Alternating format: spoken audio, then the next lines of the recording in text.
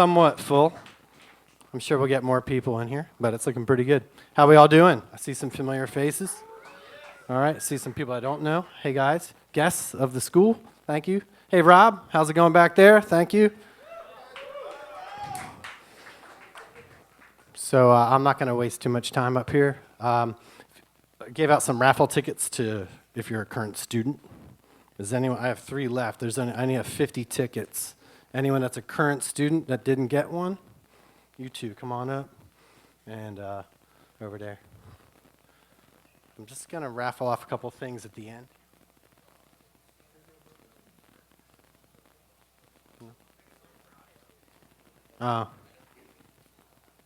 Nikki, the last one. I bet you this one's a winner. But I'll do this at the end. This keeps you here, right? I used to play in this band. We used to open up for this guy that would, he was a chef, and he would make gumbo on stage while he played. And he was brilliant because it made everyone stay because he didn't give the food out till the end, so the audience had to stay. So we got some really nice stuff from Meinl and Diodario Evans. So this thing's full. I have 2 of these we're going to raffle off at the end. But some cool stuff in here, man, like this ching ring deal and some T-shirts and stuff. But nice, cool Meinl practice pad. Cool stuff. So anyway, stick around. I think you're going to stay anyway because you probably want to check this guy out. Probably the most beautiful kid I've ever seen. Look at that. Very nice. You can ask Chris about that. So anyway, warm welcome everyone, please, for Mr. Chris Coleman. He's coming out.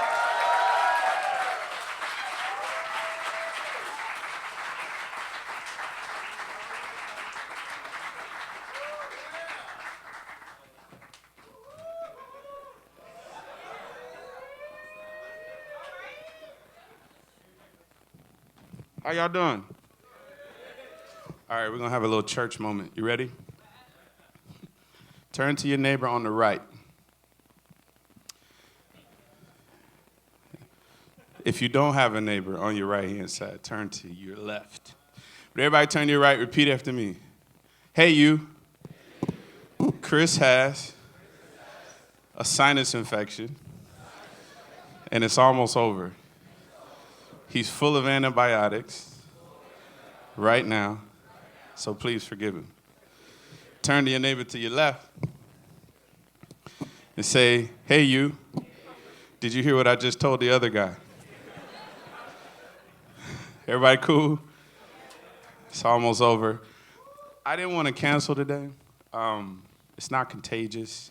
It's not one of those things. I'm allergic to pollen. And I had a gig with David Sanborn about 2 weeks ago. And we landed in Richmond, and we were playing outside. And the whole time I was on stage, my nose was just running, and I'm just like, what the heck is going on? I'm like, but I can't cancel. Everybody say, don't cancel. If it's not contagious, and if you can get out of bed and I feel physically fine. I'm going to the doctor after this, and I'm going to the gym after this. But this is a lesson to working musicians, okay? All right? If you gave your word, honor your word. Everybody say that. If I give my word, I'm going to honor my word. All right, we're going to have a lot of church moments today. Everybody cool? You ready? I'm excited. You excited? All right, let's have some fun.